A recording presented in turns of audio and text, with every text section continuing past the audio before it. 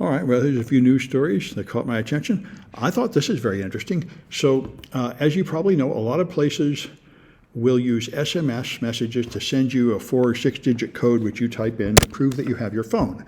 And the problem is SMS is sent unencrypted over the phone network, and it's hacked into. And lately, of course, all the phone networks got hacked into by China, I think. Maybe it was Russia, in a series of attacks. So, and they seem to have a permanent presence in the phone network. So people, especially government and military people, are more and more unhappy with using SMS verification. So what they're going to do instead is they're going to pop up a QR code on the website which you photograph with your phone. So there is no message transmitted through the phone system at all. I mean, your phone then opens a URL, but it's presumably an HTTPS URL. I'm probably sending some kind of internal data that's encrypted, I would hope. And this seems to me much better, although I saw someone on Mastodon right after this news article came out said that, well, this will open up a new bunch of attacks where you put up a fake QR code to trick people into logging into your site. And I guess that would happen. You'd put up a fake Gmail, get them to click on it, then go there and have a fake QR code. I guess there could be some vulnerability there. I'm not sure it's any worse than it used to be. But anyway, I think this will be a whole lot better than SMS-based two-factor. So now that we're ruled by open Nazis in America, the neo-Nazi groups are taking this as permission to get back to work. And so there's a terrorist group, a Nazi terrorist group, like the Proud Boys and the Oath Keepers, whom Trump pardoned and let out of prison after they rioted and killed police on January 7 or January 6. So this terrorist group, the Base, has now been talking about it and planning to regroup in America and increase their activities because, of course, they will be welcome in the new fascist America, which I think is all entirely true. Not good for us, but it is entirely true. We are now ruled by Nazis, and local white extremist terrorists will, in fact, Trump has said that the FBI has placed high priority on local far-right terrorist groups because they are the #1 terrorist threat in America, and they've been ordered to deprioritize law enforcement activities towards them because they are Trump's base. So it makes sense. It's logical since the Nazis are right at the top. Elon Musk is a Nazi, so well, I guess being a violent Nazi terrorist group is considered patriotic American behavior these days by the ruling party.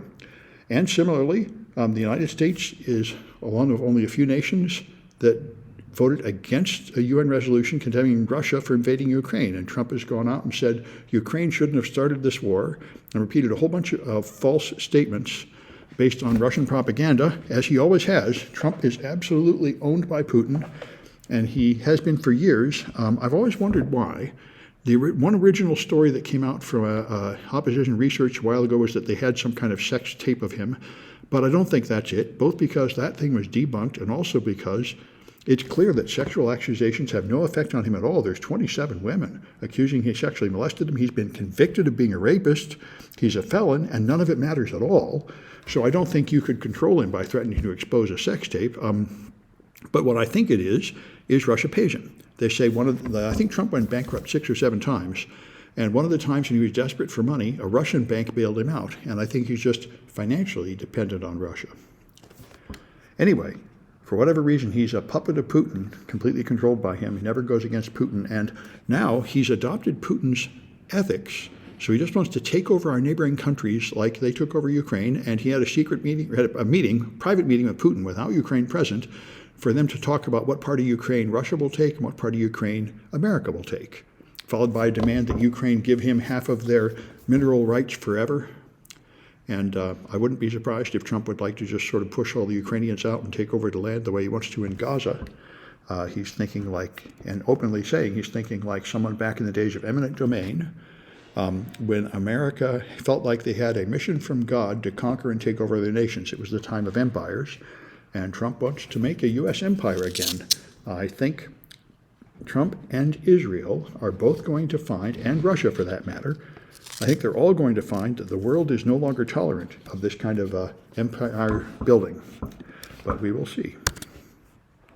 So I thought this was a joke at The Onion. Dan Bongino is now the FBI deputy director. We are ruled by basically Twitter trolls.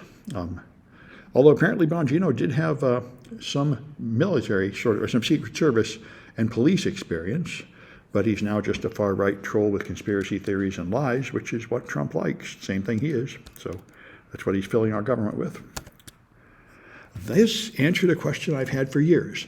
The social engineer village at DEF CON has been run by a guy named Chris Hadnagy, and a few years ago there was suddenly a message from the man that runs DEF CON, Jeff Moss, saying Hadnagy has been banned from DEF CON for doing something bad, and he will never be allowed back at all. And with no explanation of what he did bad. And I wondered what he did bad. So finally, this lawsuit has come out. Hadnagy sued Jeff Moss, saying, "You're defaming me." And Jeff Moss has defended himself, explaining it. So it's all here. And it is just the typical kind of sexual abuse that you get from any of these big entitled CEOs.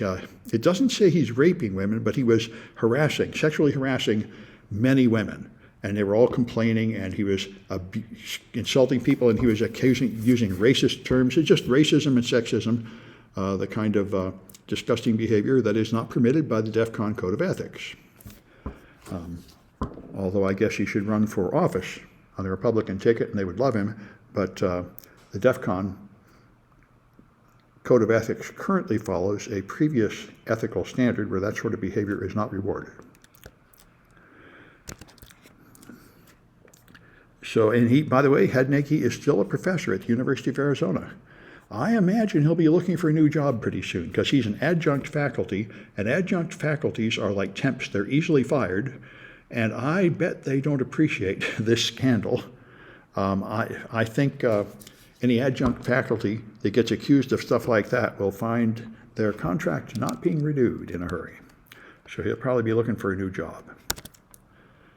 And so Katie Arrington is now the Department of Defense's new Chief Information Security Officer, the most powerful U.S. military, and she had some actual accomplishments, but she was accused of disclosing classified data and had her security clearance revoked by the NSA for some reason, which is classified. We don't know exactly what she did, but that's disturbing. And it's the kind of thing that would normally prevent her from having such an important post. But of course, under the Trump administration, having a criminal record and a record of misdeeds seems to just be a positive thing on your resume, just like with Musk and his Doge team that consists largely of cyber criminals and people that have been fired for disclosing secret data. Australia has banned Kaspersky products on government systems. The United States did this a few years back.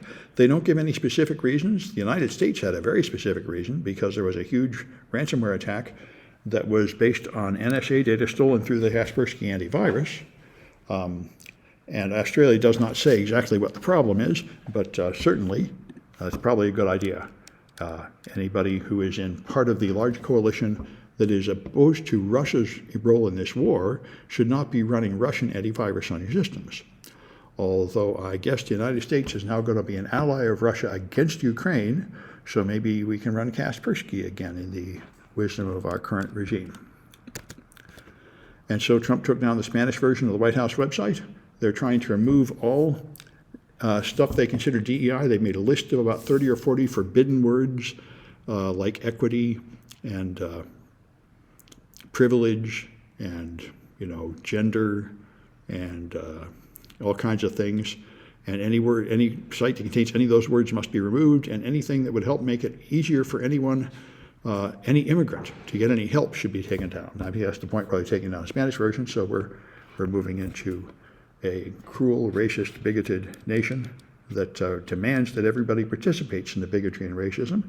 And MSNBC, I was just listening to a podcast this morning, MSNBC just fired all of their